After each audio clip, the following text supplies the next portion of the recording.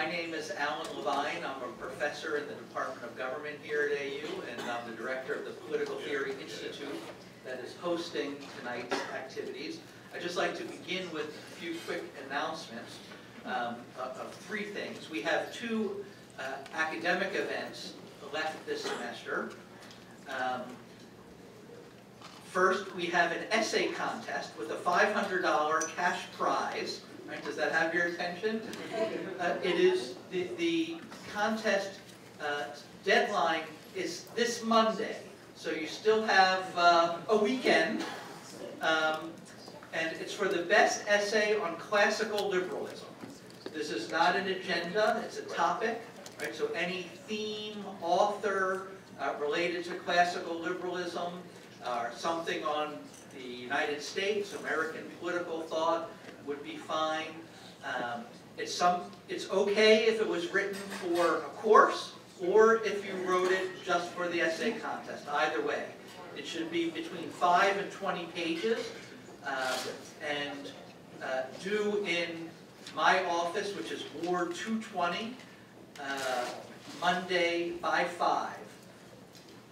There is more on our on the PTI website. There's a tab for the essay contest, and you can get more information there.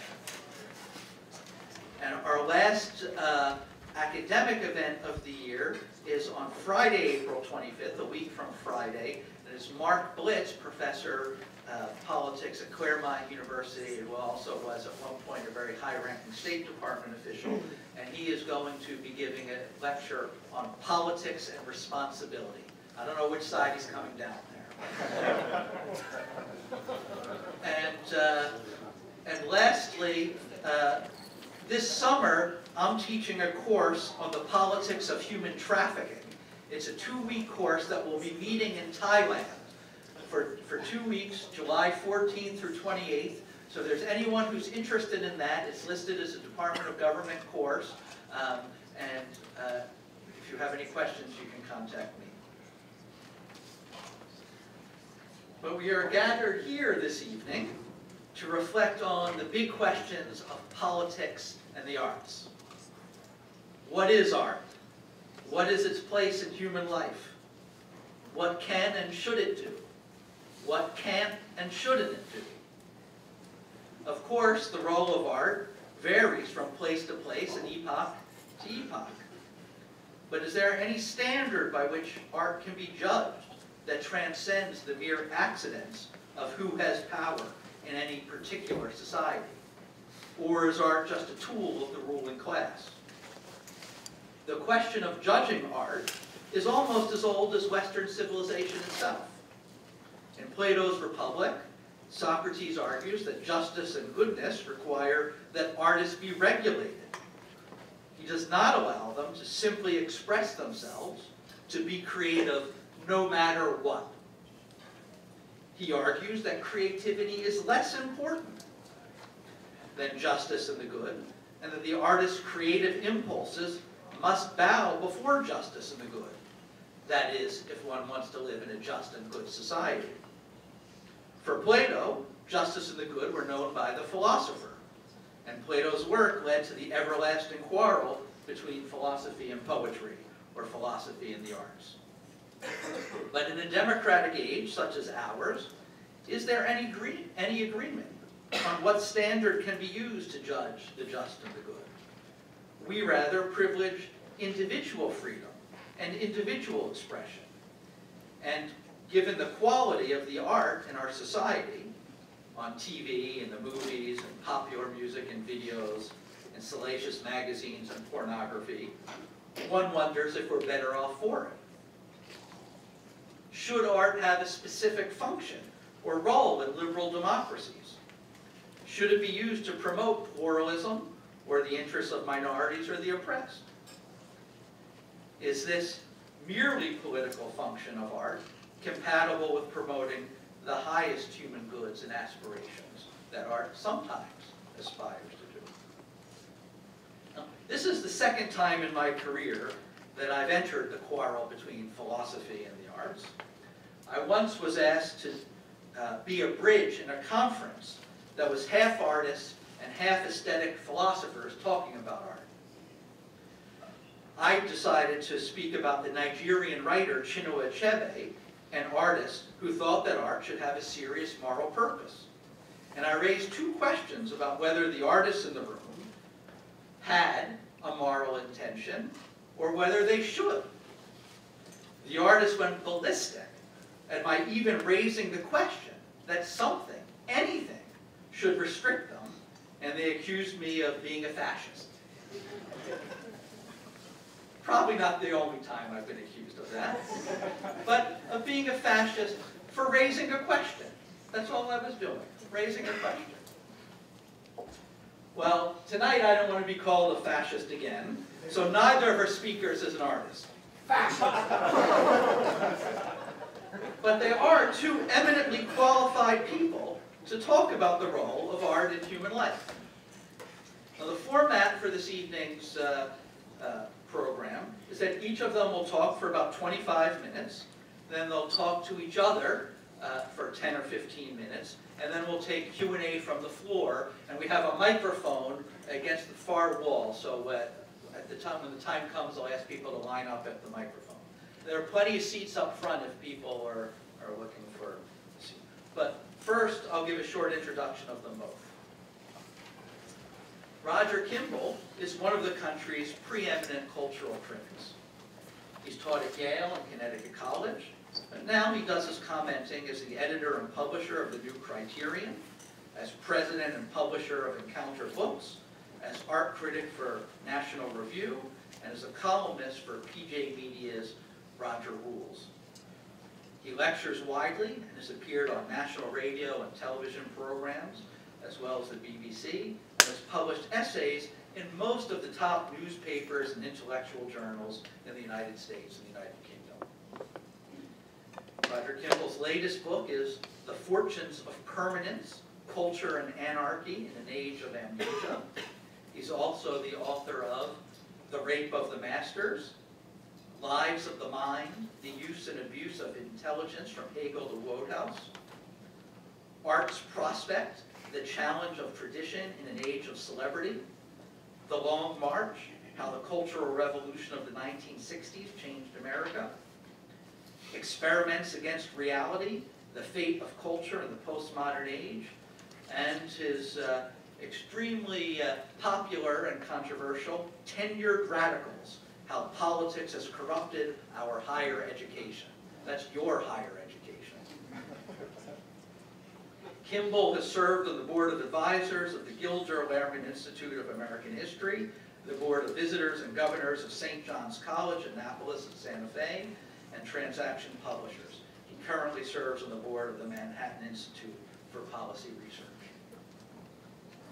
Farham Irfani is one of the most popular professors here at American University.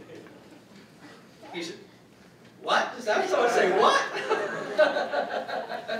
That was a what of love. He's an associate professor in the Department of Philosophy and Religion here, and a research associate at the Nelson Mandela Metropolitan University in South Africa. His areas of specialization include continental philosophy, political philosophy, and aesthetics. He's the author of two books, Iranian Cinema and Philosophy, Shooting Truth, and The Aesthetics of Autonomy, Ricoeur and Sartre on Emancipation, Authenticity, and Selfhood. He's the editor of Paul Ricoeur, 1913 to 2005, honoring and continuing the work. And he has two forthcoming books, Not Without My Daughter, Against Moderate Political Islam and Other Eurocentrism, and Demanding Cosmopolitanism, Recounting the Arab Spring. He's also published articles and book chapters on Marx, Machiavelli, Rousseau, Tocqueville, Hegel, Kierkegaard, Sartre, Ricoeur, Lacan, Levinas, Lafort, Merleau-Ponty, Dickinson, Beckett, Iranian cinema, and the politics of boredom. But I think you will agree that they're both eminently qualified for our topic tonight, the role of the arts in liberal democracy. And so our first speaker will be Roger Kimball.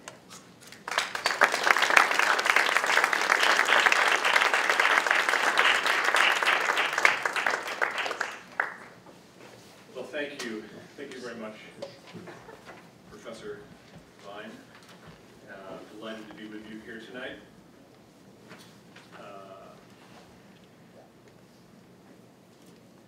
Had I heard Professor Levine's introduction, I would have decided to talk about Plato, but I hadn't heard it, so I'm only going to talk about those big questions he mentioned. What is art? What is its place in human life? What can and should it do? What can't or shouldn't it do? Should it have a function or role in liberal democratic societies? So you don't mind being here for a few days, do you? Well, I could never, I think, transform all of those question marks into declarative periods, no matter how much time I had. But I hope that our discussion tonight will at least leave you with the sense that these questions are not just questions on a page, but are living questions, things that actually matter to you, not just academic playthings. So let's start with the definitional issue. What is art? Now, as you can imagine, a lot of ink has been spilled over that question. But I propose basically to leave it to one side. Why?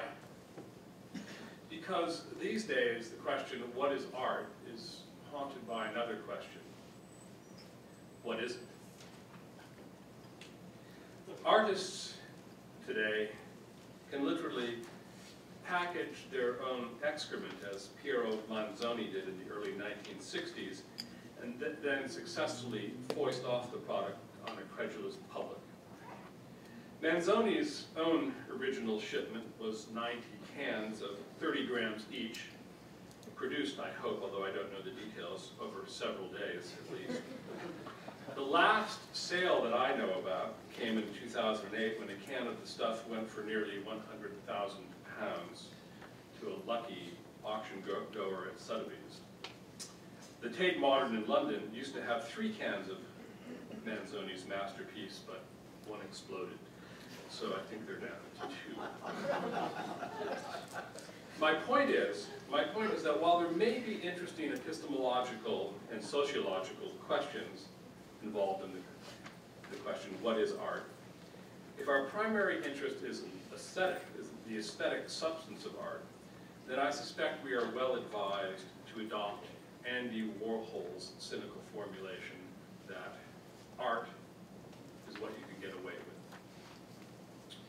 But what about Professor Levine's other questions? In a way, they all revolve around the question, why do we care about art?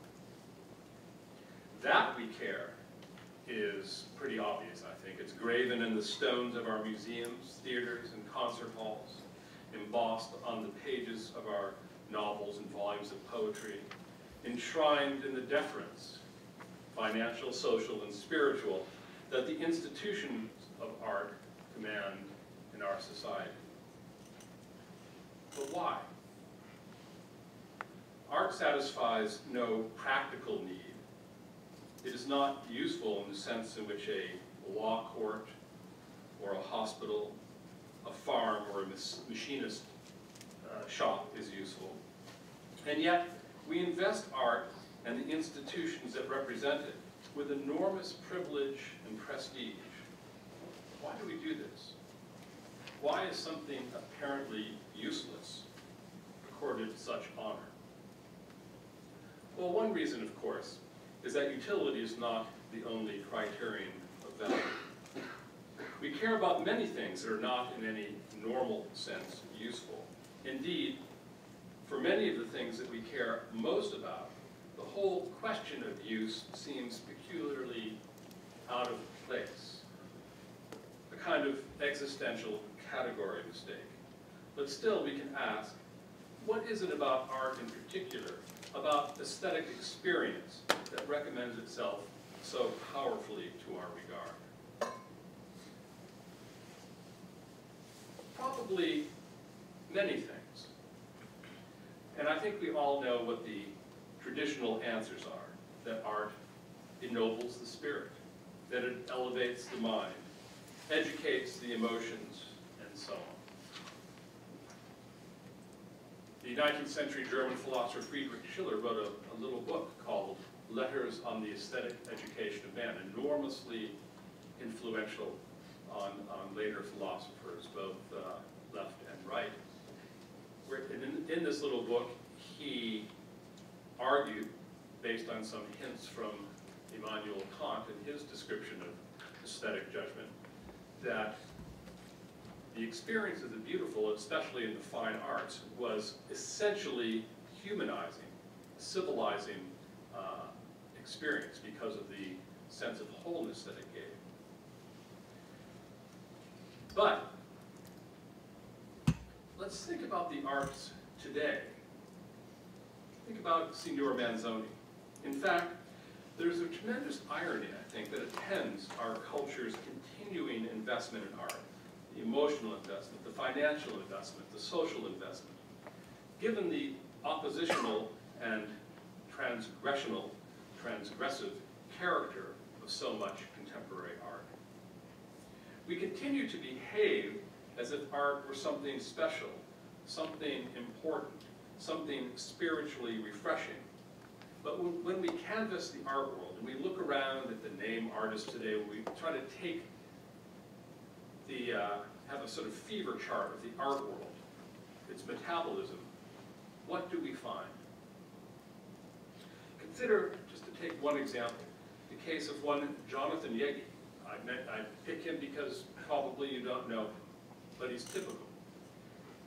When he was a student at the San Francisco Art Institute, he performed a piece called Art Piece Number 1 on an open-air stage in front of some 20 fellow students, 2 professors, and various passers-by.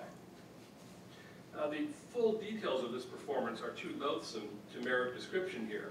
Suffice it to say that in the words of an Associated Press wire story, it, quote, involved unprotected oral sex and the exchanging of excrement with a bound and gagged classmate, end quote. The extreme repulsiveness of Jonathan Yegi's behavior, not to mention the health hazard it posed, earned him a few headlines. Within a couple of days, there was a story in the San Francisco Examiner that epitomized, I think, the hoary liberal response under the headline, quote, shocking art, a venerable tradition. Now, I think it's worth pausing to consider those scare quotes around the word shocking. Are they meant to suggest that Mr. Yegi's behavior was not shocking? What is going on here, the writer of that story told us, is, quote, part of a long and rich tradition, and right on cue, he wheeled out Edouard Monet's Olympia.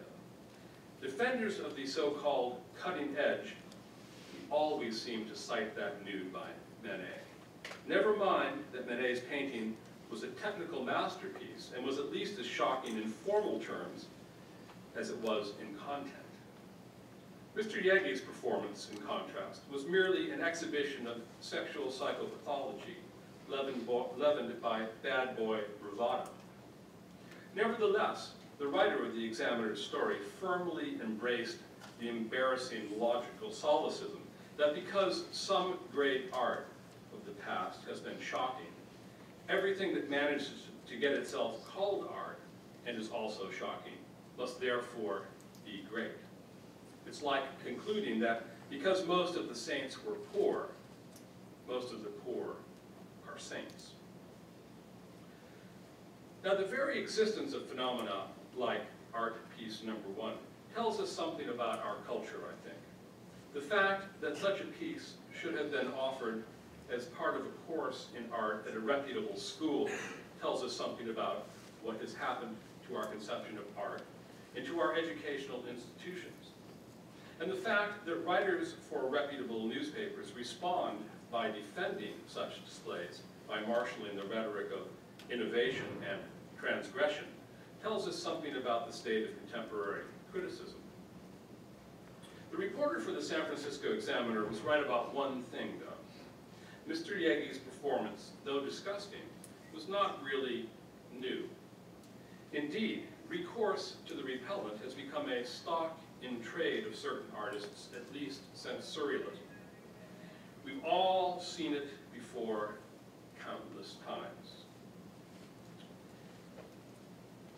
The pornography, the pathological fascination with decay and mutilation, the toying with blasphemy dressed up sometimes as a new religiosity.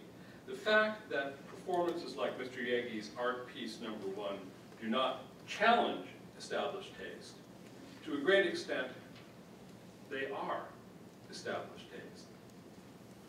Such phenomena are a dime a dozen these days. They fill the special exhibition galleries of virtually every art museum in the world.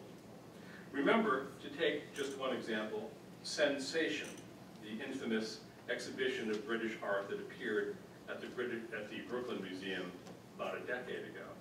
Remember the portrait of the Virgin Mary festooned with cutouts from pornographic magazines and clumps of elephant dung.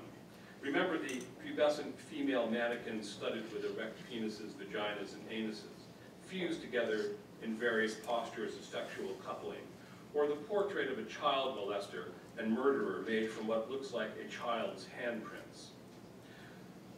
Or Damien Hirst's bisected animals in plexiglass, full of formaldehyde. To an extent that is frightening to contemplate, I think, performances like art piece #1 and exhibitions like Sensation represent the new salon, the taken for granted taste of the art establishment. They have all the gestures of the avant-garde, and they have all the conformity of the salon. It used to be that the salon looked to the past and resisted aesthetic innovation.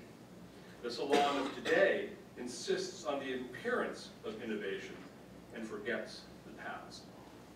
Again, this situation is not new. On the contrary, we have been living with the consequences of the vertiginous fact that anything can be art, at least since the Dadaist crusader Marcel Duchamp, when he unveiled his ready-mades and impishly offered them to the public as works of art. What then? How different is that from what happens today? But there are, I think, some important differences between then and now. Duchamp's courageousness oscillated, outrageousness, not courageousness, his outrageousness oscillated between the banal and the shocking. One day he would come up with an ordinary bottle rack or a snow shovel, the next day with a urinal, which back in those innocent times did seem shocking. Either way, the art public widely considered Duchamp's activities outrageous. Moreover, Duchamp meant them to be outrageous. We sometimes forget that the professed aim of Dada was not to extend art, but to explode, to destroy the whole category of art and aesthetic delectation. But something unexpected happened. Dada set out to destroy art. It wound up being just another example of art. I threw the bottle rack and the urinal into their faces as a challenge, Duchamp noted contemptuously some years later, and now they admired them for their aesthetic beauty. Duchamp, of course, then gave up doing all this and devoted himself to chess. Now, Duchamp's they, back then, was not the public, not yet, but it was tastemakers and so suitably enfranchised members of that ever-growing congregation, the art world. Duchamp's own motives were, to put it mildly, mixed. But his exasperation is understandable. Looking back at the unfolding of avant-garde culture, we see that the remarkable thing was not really the phenomenon of Dada. At bottom, that was just one of many late romantic expressions of nihilistic Weltschmerz. What was remarkable was its quick certification as a legitimate form of artistic expression. Dada is now an academic and museological topic of impressive pedigree, the subject of exhibitions and monographs and doctoral dissertations. What happened to Dada set an ominous precedent, I think. Among other things, it demonstrated the extent to which the outrageous can be trivialized by being institutionalized and assimilated into the predictable cycle of museum exhibition, curatorial safekeeping, and critical commentary. To be sure, every now and then, a Robert Mapplethorpe or an Andre Serrano or a Damien Hirst or a Jeff Koons will come along to inspire a little frisson of anxiety and unhappiness. Yet really, what is most striking about such figures is not how controversial they are, or were, but rather how quickly they are docketed and filed away as certifiable examples of contemporary art, and even, if we are to believe some of the commentators, great contemporary art. When we look around the contemporary art scene, we are struck not only by this promiscuous nature, by the fact that it is a living illustration of the proposition that anything can count as art today, but also by a certain telltale symptoms. I believe that these symptoms tell us a great deal, not only about the character of contemporary art, but also about the character of contemporary culture, about what we value, what we aspire to, who we believe we are as human beings. It's not, I think, a flattering portrait. In the first place, there is the issue of novelty. Anyone looking at the art world today cannot fail to be struck by its obsession with novelty. For those enthralled to the imperatives of the art world, the first question to be asked of a given work is not whether it is any good, but whether it represents something discernibly new or different. Of course, the search for novelty has long since condemned its devotees to the undignified position of naively recirculating various cliches. How little, really, our cutting-edge artists have added to the strategies of the Dadaists, the Futurists, and the Surrealists. But the appetite for novelty, even if it is the result, even if the result is only the illusion of novelty, is apparently stronger than the passion for historical self-awareness. Never mind that the search for novelty is itself one of modernity's hoariest maneuvers. For the susceptible souls, its siren call is irresistible. A second and related symptom is the art world's addiction to extremity, to extreme gestures. This follows as a natural corollary to the obsession with novelty. As the search for something new to say or do becomes ever more desperate, artists push themselves to make extreme gestures simply in order to be noticed. But here too, an inexorably self-defeating logic has taken hold. At a time when so much art is routinely extreme and audiences become inured to the most brutal spectacles, authoritative backdrop of normal extreme gestures, stylistic, moral, political, degenerate into a grim species of mannerism. Lacking any guiding aesthetic imperative, such gestures, no matter how shocking or repulsive they may be, are so many exercises in futility. It is in part, I think, to compensate for this encroaching futility that the third symptom, the desire to marry art and politics, has become such a prominent feature of the contemporary art scene. When the artistic significance of art is at a minimum, politics rushes in to fill the void. From the crude political allegories of a Leon Golub or a Hans Hacke to the feminist sloganeering of Jenny Holzer, Karen Finley, or Cindy Sherman, much that goes under the name of art today is incomprehensible without reference to its political content.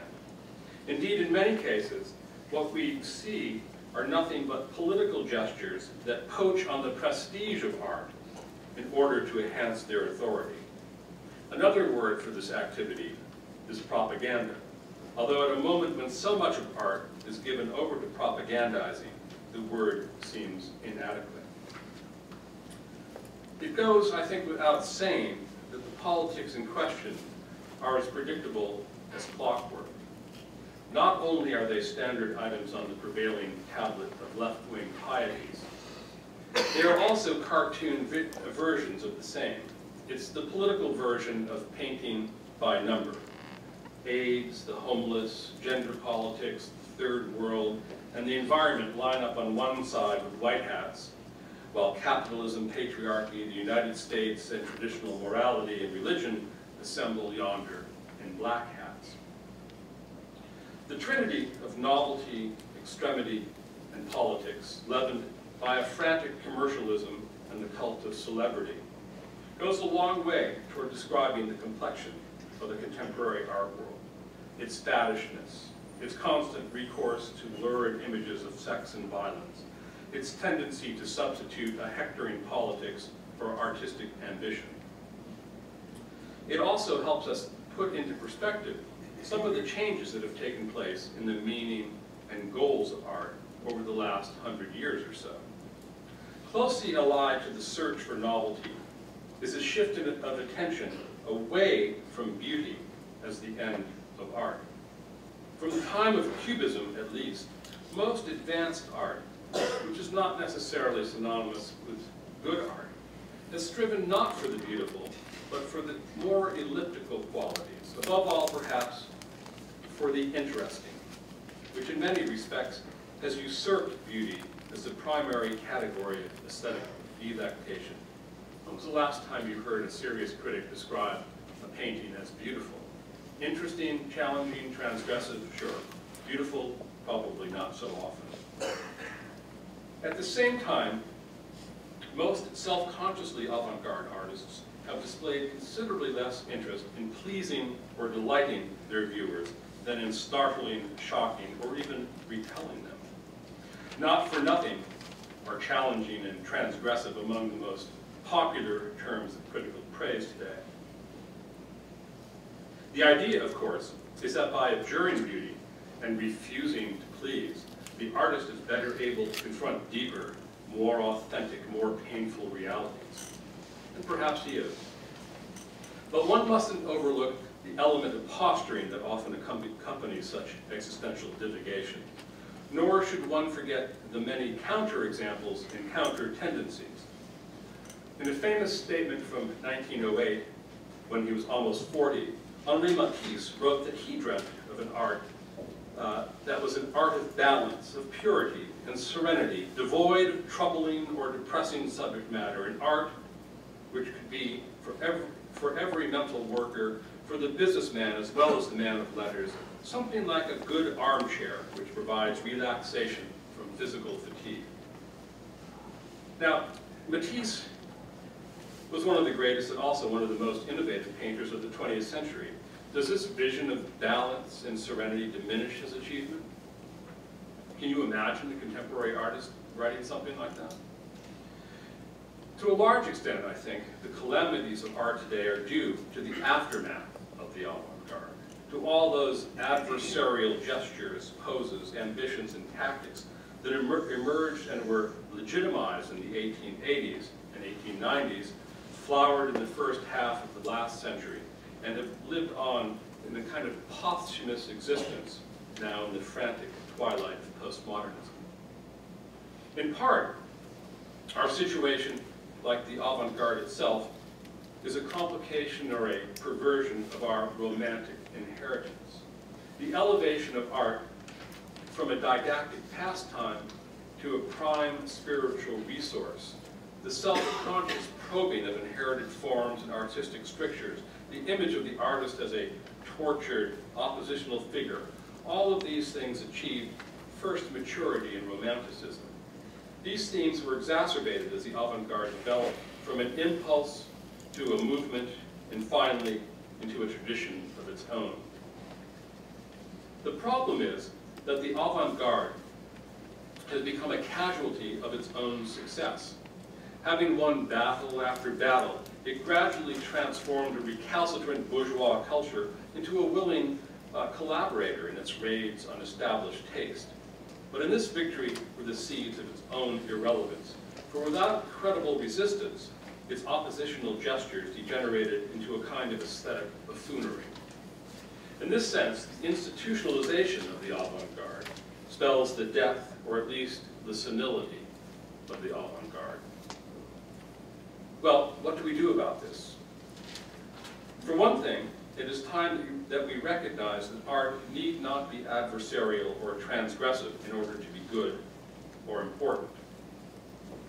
In this context, it is worth noting that the great damage that has been done, above all to artists, but also to public taste, by romanticizing the tribulations of the 19th century avant-garde. Everyone is brought up on stories of how an obtuse public scorned Manet and censored Gauguin and drove poor Van Gogh into madness and suicide. But the fact that these great talents went unappreciated has had the undesirable effect of encouraging the thought that because one is unappreciated, one is therefore a genius. It has also made it extremely difficult to expose fraudulent work as such. For any frank dismissal of art, especially art that cloaks itself in the mantle of the avant-garde, is immediately met by the rejoinder, ah, but they made fun of Cézanne too. They thought that Stravinsky was a charlatan. This is the easiest and also the most shallow response to criticism. It is yet another version of what the philosopher David Stowe called the "they all laughed at Christopher Columbus" argument. The idea that we ought to welcome all innovations, moral, scientific, artistic, whatever, because all improvements in human life have come about as a result of some such new beginning. That's what the Columbus argument says. The rub, of course, is that it works the other way too. As Stowe observed, someone first had to make a new departure for any change for the worse ever to have taken place. And life being what it is, society being the complicated thing that it is, most innovations are going to be innovations for the worse. Now this is perfectly obvious, I think, and it is reason enough to regard innovators with caution, to say the least.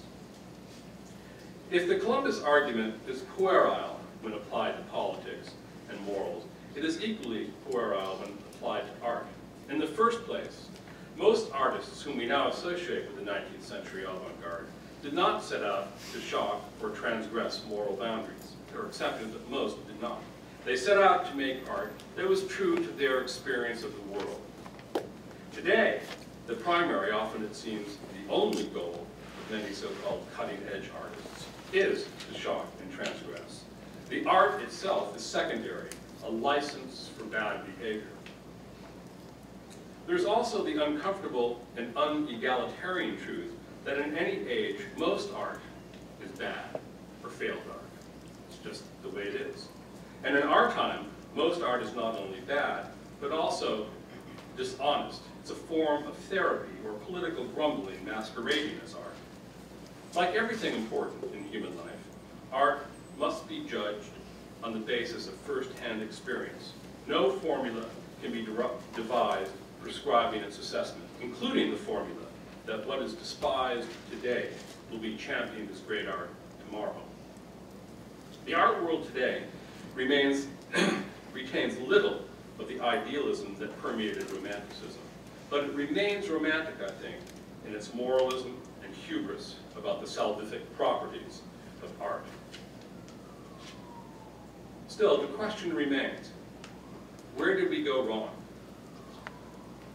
What are we missing in the contemporary art world? Doubtless the list is a long one. But if one had to sum up volumes in a single word, a good candidate, I think, would be beauty. What the art world is lacking today is an allegiance to beauty. Now, I know that that sounds both vague and portentous, but surely we have a very curious situation today. Traditionally, the goal of fine art was to make beautiful objects. Beauty itself came with a lot of Platonic and Christian metaphysical baggage, some of it indifferent or, in some cases, even positively hostile to art. But art without beauty was, if not exactly a contradiction in terms, at least a description of failed art. At the beginning of his book on modern art, the great German art historian Julius Mayr-Grafe defines painting as, quote, the art of charming the eye by means of form of color and line, and sculpture as the art of charming the eye by means of form in space. Now, when was the last time you heard someone talk about art charming the eye? And yet, until quite recently, until the day before yesterday almost, that specifically aesthetic pleasure was seen as being central to art. Aquinas defined beauty as id quod visum placet, that which being seen pleases. Still laboring under the aftermath of the avant-garde, much art today has abandoned that ambition to please, and instead it seeks to shock, to discommode, to repulse, to proselytize, or to startle. Beauty is out of place in any art that systematically discounts the aesthetic. Of course, beauty itself is by no means an unambiguous term. In degenerate form, it can mean that merely pretty. But how different is something like Rilke's idea of beauty in the first Duino elegy, where he says, "Beauty is only the beginning of a terror we can just barely endure, and what we admire is its calm, disdaining to destroy us." Or think of Dostoevsky's contention in the Brothers Karamazov that beauty is the battlefield where God and the devil war for the soul of man. Think about what that means. The point is, in its highest sense, beauty speaks with such great immediacy because it touches something deep within us.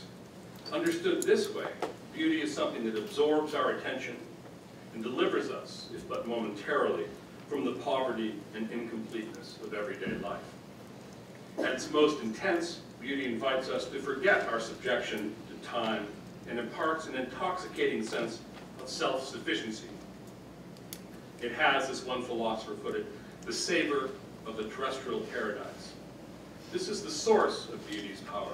It both dislocates, freeing us for a moment from our usual cares and concerns, and it enraptures, seizing us with delight.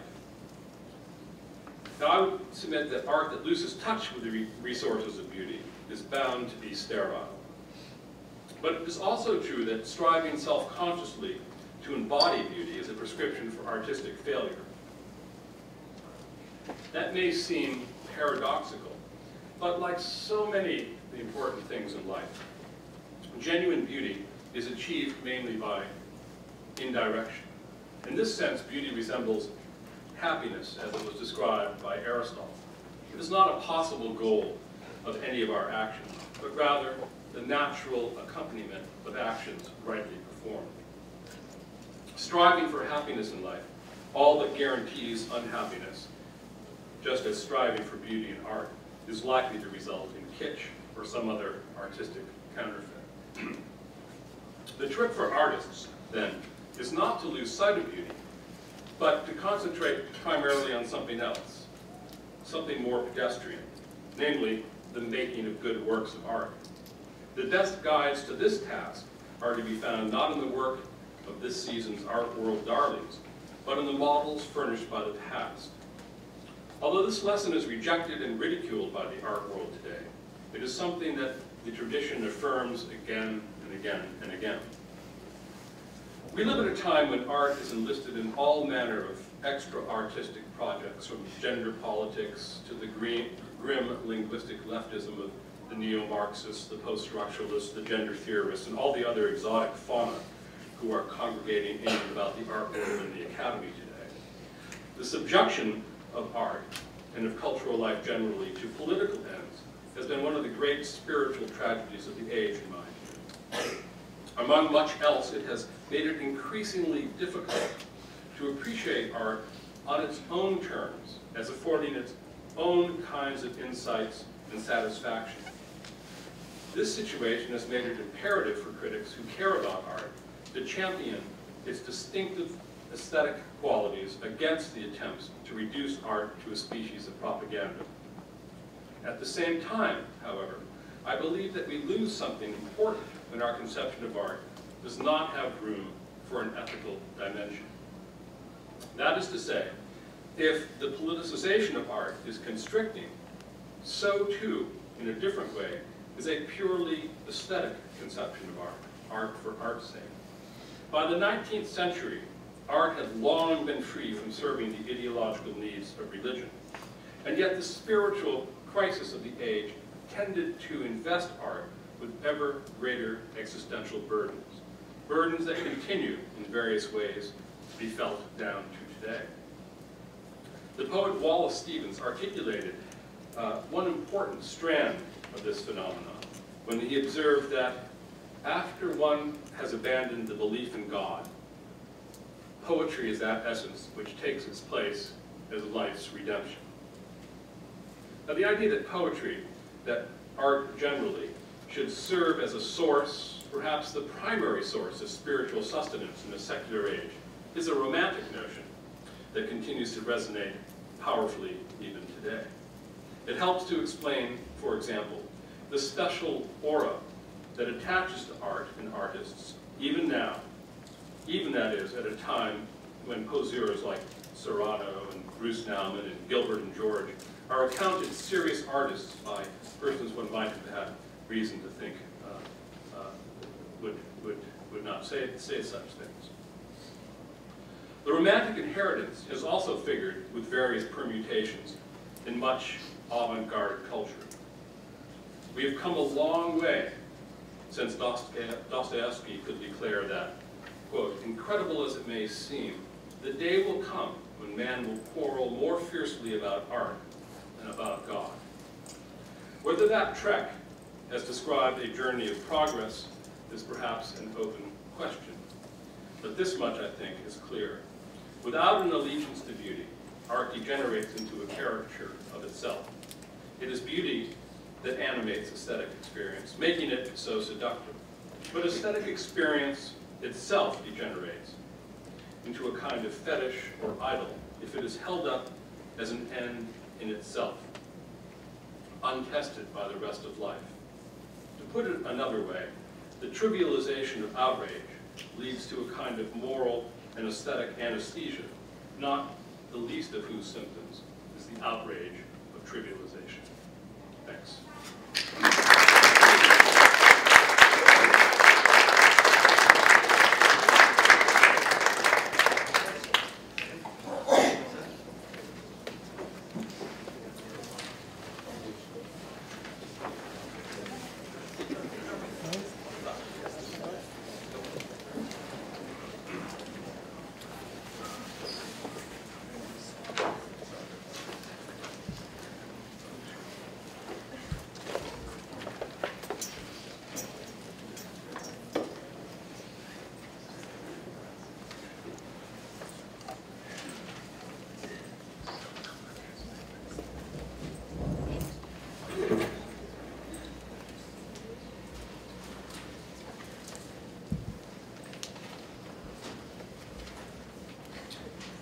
There's a lot that we agree with here, especially about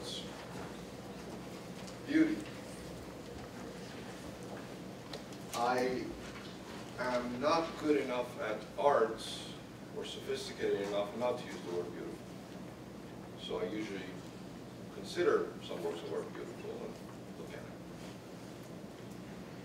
But I don't even look for that very often. So I agree that beauty is a challenge. I want to center my remarks a little bit in that direction now, having heard Mr. Kimball's perspective, because we do agree that, and this is just, I guess, our opinion, that a lot of contemporary art is junk. I hate it. I don't find it beautiful. I do belong to the exotic fauna of the isms and the studies and so forth, and I have no use for that art, nevertheless. The reason I'm almost tempted to say that if it weren't being too difficult, that the question can't be posed in terms of liberal democracies and the arts. But I'm grateful for the invitation, so I'll go along with the question as posed. I think that the greatest danger of politics and the arts as it happens in liberal democracies, is that liberal democracy is terrible for the arts. Art would do great in terms of beauty, in terms of its own inspirations, in terms of its aesthetic requirements, if it effectively did not try to do any politics in any shape or form. As in, if the shape or forms, in formalist terms, just to provoke beauty, just to provoke aesthetic sensations, were they issued. In fact, art need not in any way be part of politics. And I suspect that there are many artists who do that. The problem seems to be the famous artists, the ones who do try to get more attention. Many people seem to have the experience of beauty as a private experience. But it is the public discourse that seems to be demanding something extravagant, something cutting edge, something, in fact, that is novel. The paradox here, and I emphasize the liberal democracy part, because I think art has this difficult relationship with all politics,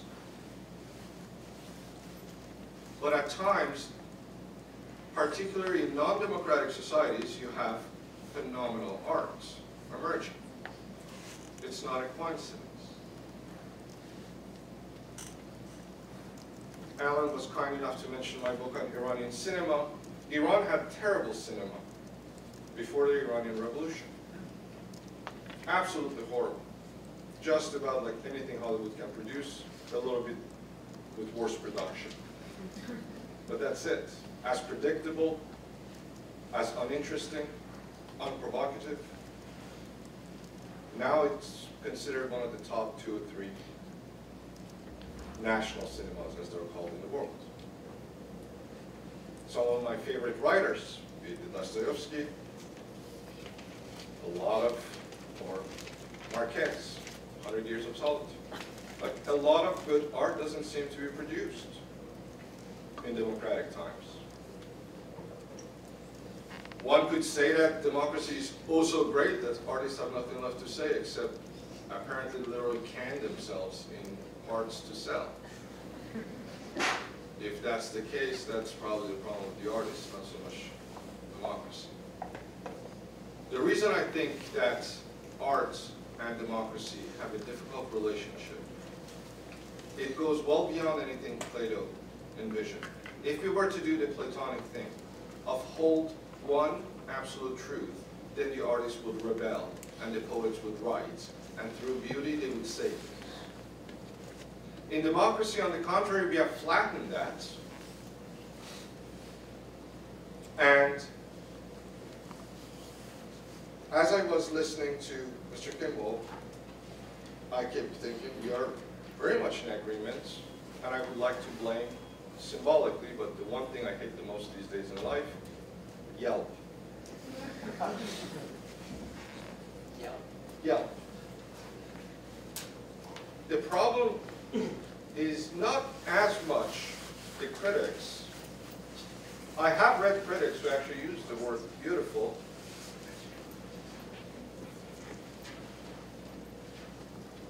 You didn't know Yelp? I do now. I am so sorry to have done this. Is there anybody else here who didn't know Yelp? Please raise your hand. You won't be pushed out. 2, okay. 3. Okay. So Yelp, I thought it was a universal at this point. The reason Yelp, I mention it, well, there are personal reasons on top of it. Yelp effectively asks anybody to be a critic on everything. It has stars, rankings, not just for bars and restaurants, as you were mentioning. Go look up the Yelp page of the Vietnam War Memorial. People create Yelp pages for everything. For the White House, for singular works of art sometimes.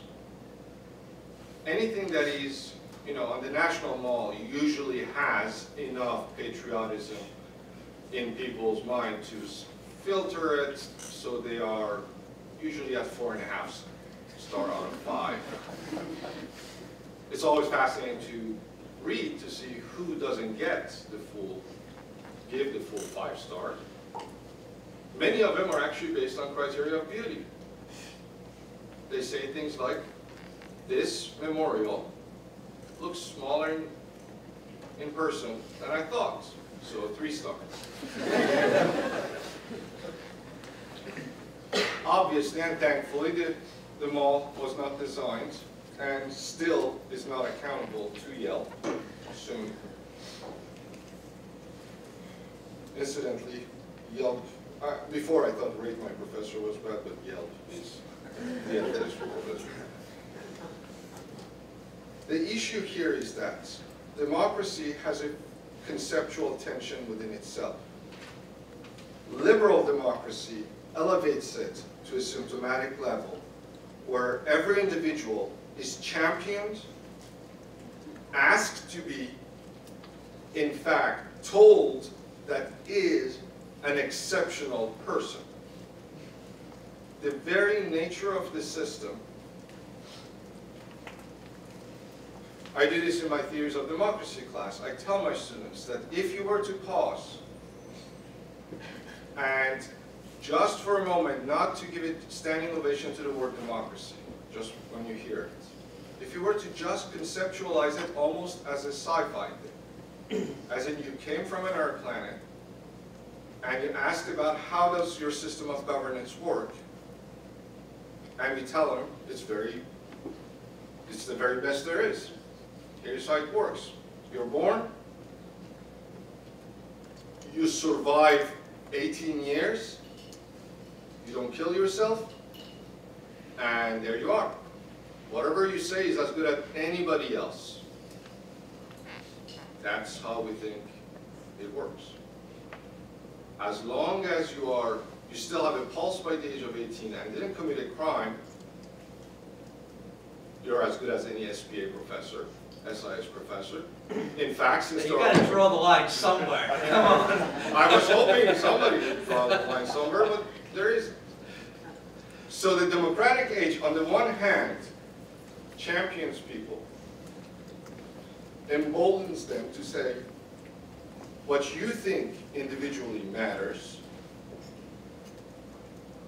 and at the same time, yes, indeed, it goes anti-intellectual, it goes anti-classics, it goes anti-cutting edge, unless the cutting edge, as Mr. Kimball rightly pointed out, gets reabsorbed into the mainstream.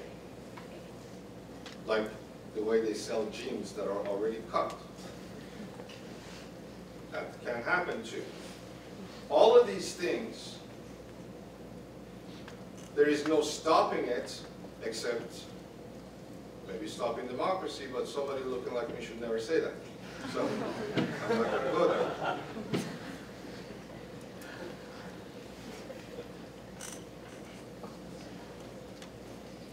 Instead, since I can't talk bad about democracy, I will say something else.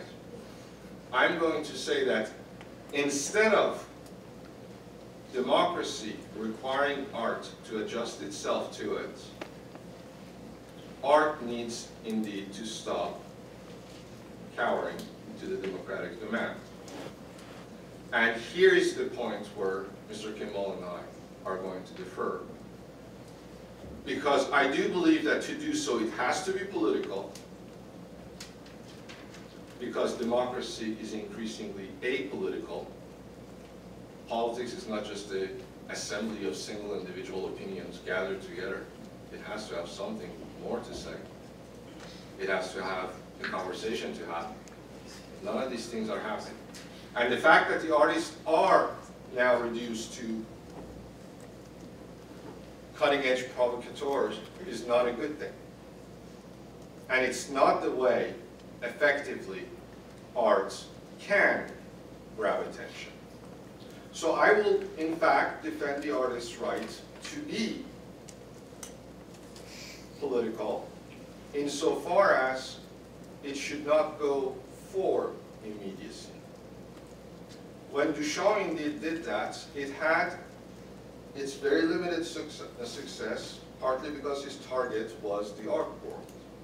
He wanted to criticize the world of the museums, their logic, their approach to things. I have never been really part of that world, and it's not interesting to me. The democratic world is more interesting. What I hear in the word immediacy and the immediate beauty is immediate, as in the medium is hidden. That the mediation of life is hidden. This has been, and used certainly to be, one of the greater inspiration of artists, which was to expose everyday life, to bring to light that which is hidden, to show it, not to mock it, not to denigrate it, not to necessarily elevate it, but to simply bring it to light, to show that that which you would not notice otherwise has effectively even inherent beauty. If politics absorbs the arts, arts will be condemned to this race of let's be novel, and you see this with campaigns. How many novel ideas do they have? It's not particularly productive. If artists are trying to do this, trying to compete like campaigners or primaries, yeah, we get very strange results in the arts. But if the goal of arts is to be able to take that step back, is to be able to look at the given, at that which is so simply like a purloined letter hidden before our eyes, I consider that thoroughly a political gesture. As in, art becomes arresting, but not because it's shocking. It becomes beautiful, but not just for the sake of old beauty and its Christian or any other heritage. But it brings ordinary life, the very stuff that supports and drives us every day, to light, to bear. You see, I would never go as far as propaganda. I think on this one we disagree, only because I think propaganda is too strong a term in this case. Propaganda usually is very, very exaggerated to the point that most people actually see it. I have lived under several propaganda regimes, and they make fascinating art. There is no doubt, but usually you cannot, everybody around knows it. My favorite, I can't never not mention this because this was the most awesome propaganda I've ever seen. I saw Saddam Hussein propaganda for a while. That was so good. Because on every building around Baghdad, and bear in mind I'm Iranian, I was there running away from Iran and their politics, so it was not a happy place. Either way, especially during the Iran-Iraq War. So at almost every corner, he had paintings, beautiful, meticulous paintings, made of himself, performing different jobs, different tasks. So you had Saddam, the carpenter, Saddam, the doctor, Saddam, the teacher. Those were stunning, beautiful, 10-story high propaganda art dish. I don't know. Nobody, even the artists who did that, probably they were happy to have the job because it's a lot of painting to do. But I suspect that most Iraqi realize this is insane. He can't do these jobs.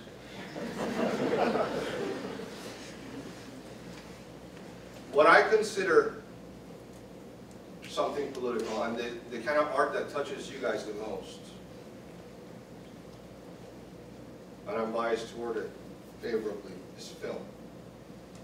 Because film has the capacity to bring the kind of nuances through characters and situations that effectively do complicate politics.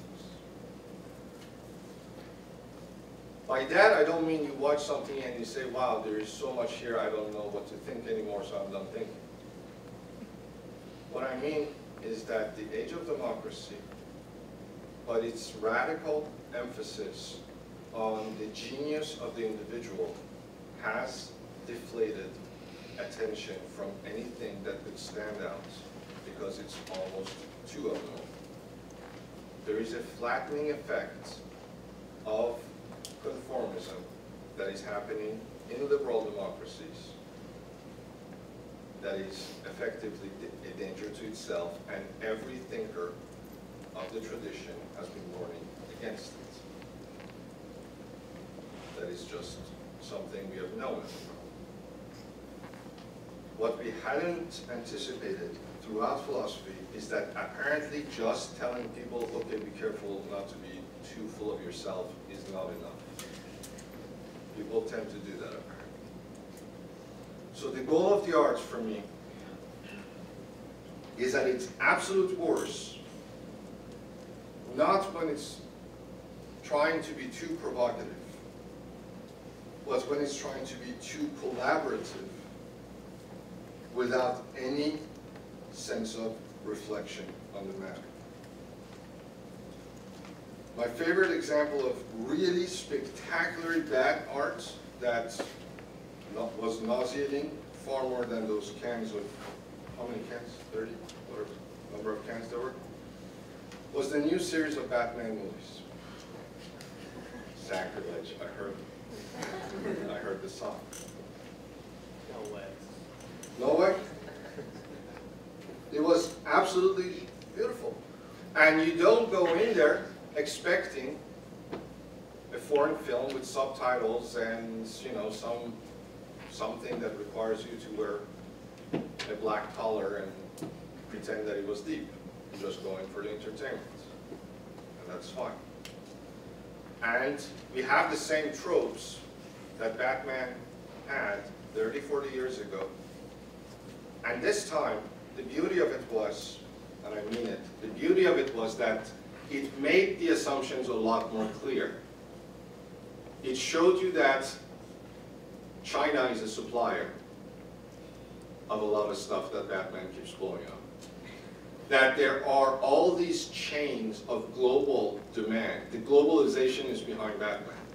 Before it looked mysterious, it's just, it popped out of nowhere, and it just had all this stuff. They actually started explaining some of it. They actually showed, they demystified it almost. That no single individual does this. That there is somebody else paying a price for this greatness. And I thought at that moment this was a genuine shift in the Batman series. That we were learning something new about where these cars are made. Who's making them? What kind of labor does it take to do this? But it came this close and then took it back. It went back to the same narrative that your government is weak. There's always one good-intentioned cop who tries to help but fails. The rest of them are corrupt. And you won't see it because Batman, as Bruce Wayne during the day, looks like a decadent 1% guy. But you should just trust it that come nighttime, rich people will put on their tights and save the world. And here we are. This is as nauseating to me as it gets, as a message that undermines the actual democratic citizenship, that disempowers them to do anything about that government except wait for this mysterious bat signal. It doesn't reveal anything to us. Almost it started to get there, and then it withdrew it. When I say art has to be political, it doesn't have to be a political message I agree with. When I say that if art has a role to play in politics, in democratic politics, is to bring to bear matters that otherwise democratic citizens are unwilling by democratic impulse to engage. The democratic impulse values your opinion as you are. You're very precious just by existing. And it gives you this myth of informed citizen, like I'll read up on my own and I'll figure out. It takes taking half a class of sociology to figure out it just doesn't work this way. Or some psychology, that you don't have that much power. I love Descartes, but you don't sit there and reinvent the world by yourself. So if art conceals, it's bad. If the concealment on top of it is a beautiful, gorgeous fantasy, then I'm against beauty. And I don't think that art should serve the citizen in that sense. The way I see art work, as the last conclusion in terms of its function, in terms of its model, is the commitment of artists and art lovers too. They are a far better model as functional identities than democratic ones. If you're an art lover, you always go to art galleries, you always keep thinking about it. You don't wait every 4 years to say, it's been a while since I've gone to a gallery, I should probably do this for 4 minutes. If you are an artist, you don't say, I'm just going to wait for another free vacation I have to start thinking. You make time for it because you live and breathe it. And what democracy needs is to have that impulse. Is that you have to have politics as something that you take on more seriously than every couple of years to sort of bring back, say, okay, let me remind myself of the important issues, or let the important issues be hidden just by the dribble that we have, by the noise everywhere. The task of democracy is fundamentally artistic because democracy is an open-ended system that is capable of creations that no other system is capable of making. And very much like the art world in that sense, democracy could turn out very banal because it has the power of creation and it could just do the work.